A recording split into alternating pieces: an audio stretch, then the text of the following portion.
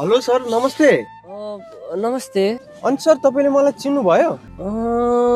म सागर के, तपाईँले हामीलाई इङ्ग्लिस पढाउनु हुन्थ्यो नि।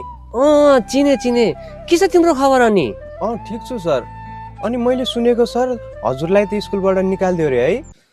अब कसरी भन्नु मैले तिमीलाई, स्कुलमा सबैलाई यो लाग्थ्यो कि मलाई राम्रोसँग अङ्ग्रेजी पढाउन आउँदैन भनेर, त्यही भएर निकालिदियो नि मलाई स्कुलबाट उनीहरूले। Impossible sir, I can not believe it.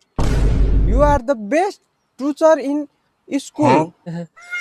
सुन न, मेरो लागि एउटा सानो हेल्प गर्छौ तिमीले? Sex sir.